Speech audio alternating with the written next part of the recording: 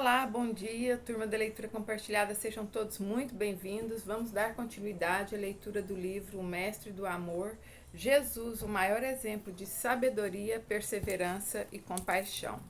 Capítulo 10, da quarta sexta hora, abandonado por Deus. Tema: julgado pelo juiz do universo. A crucificação de Jesus pode ser dividida em duas partes de 3 horas. A primeira foi das 9 da manhã ao meio-dia, e a segunda do meio-dia às 3 da tarde. Na primeira parte, como vimos, ele pronunciou 4 frases acolhendo 4 tipos de pessoas: seu pai, Deus, um criminoso, sua mãe e João. Pronunciou também 4 frases nessa segunda parte. De acordo com o registro das biografias de Mateus e Marcos, essas frases foram proferidas perto do momento de sua morte. Na primeira parte, o sol brilhava, na segunda, houve trevas. Ao meio-dia de nosso relógio, que correspondia às 6 horas do horário judeu, um fenômeno estranho ocorreu. A terra escureceu. Escureceu talvez por um eclipse, um tempo chuvoso ou um tempo que foge à nossa compreensão. Provavelmente, as trevas eram um símbolo de que Jesus estava sendo julgado pelo juiz do universo em favor da humanidade. Deus se torna juiz do homem, Jesus. A investigação psicológica desse assunto é capaz de nos deixar confusos. Na primeira parte, o pai sustentava com suas palavras inaudíveis sua emoção intangível, seus olhares invisíveis.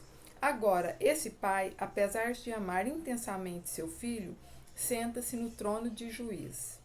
De acordo com os textos bíblicos, jamais alguém passara no teste de Deus. Romanos 6:23. Por quê?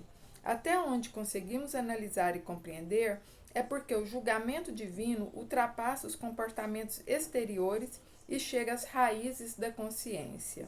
Deus perscruta as intenções e penetra nos pensamentos humanos. Ninguém é perfeito. Não há um ser humano que seja senhor pleno de suas emoções e de seus pensamentos. Podemos ser plenamente éticos exteriormente, mas quem o é por dentro? Quem tem coragem de proclamar com voz alta todos os pensamentos que transmitem em sua mente? Creio que nenhum de nós. O mais puritano dos seres humanos produz pensamentos absurdos que não tem coragem de verbalizar. A psicologia encontra muitos limites na compreensão dos indivíduos, pois só consegue interpretar seus comportamentos. Através deles, ela procura entender o que os olhos não veem, as emoções, os fenômenos inconscientes, a engrenagem dinâmica dos conflitos, a estrutura do eu. Entre o mais excelente psicólogo e seu paciente há um mundo intransponível, mediado pela limitada interpretação. O mesmo acontece com o sistema jurídico, que tem extensos limites para compreender e julgar o ser humano. O sistema jurídico julga um réu não pelo que ele realmente pensa e sente, mas pela cortina de suas reações externas. Por isso, precisa de testemunhas, de reconstrução da cena do crime, de detectores de mentira e de advogados de defesa e de acusação para sentenciá-lo com mais justiça e menos equívocos. O autor da vida não tem qualquer um desses limites. Ele vai além de nossos comportamentos e penetra nas entranhas de nossa alma.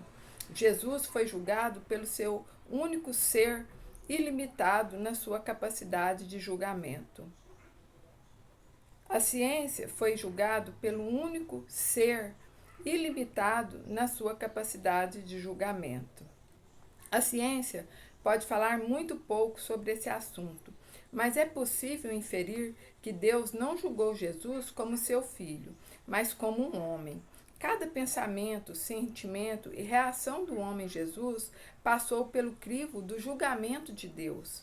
Somente um homem poderia morrer pela humanidade. Somente um homem poderia resgatá-la e servir de modelo para ela. Cristo pode servir de espelho para nós, porque foi um homem como qualquer ser humano. Sofreu, chorou, viveu momentos de extrema ansiedade e teve diversos sintomas psicossomáticos. Apesar disso, foi perfeito.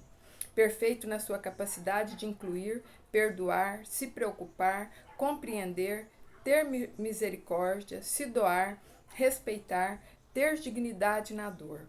Perfeito na sua capacidade incondicional de amar, na habilidade de ser líder do mundo das próprias ideias e administrador das suas emoções. João Batista, seu precursor, antevia esse julgamento de Deus. Ao ver Jesus, ele declarou em voz alta, aspas, eis o Cordeiro de Deus que tira o pecado do mundo. João 1,29. Como pode um homem ser responsável por eliminar a culpa das nossas injustiças? Jesus morreu por causa das mazelas e misérias da alma humana. Por um lado, o ódio do sinédrio judaico e o autoritarismo da política romana o mataram.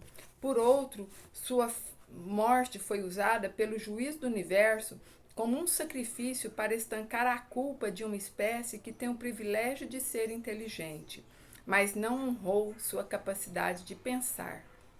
As páginas de nossa história nos envergonham. Até as tribos mais primitivas estão saturadas de agressividade. As guerras, as discriminações, os genocídios, as injustiças contra as mulheres, a exclusão de minorias saturam nossa história. Milhões de vidas são sacrificadas a cada década.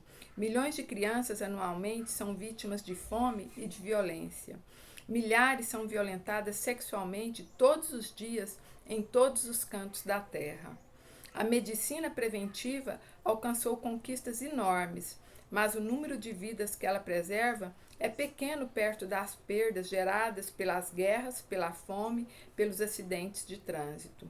A democracia tratou de alguns sintomas da injustiça, mas não eliminou a causa principal. Uns têm muito, outros nada possuem. Os grandes controlam os pequenos.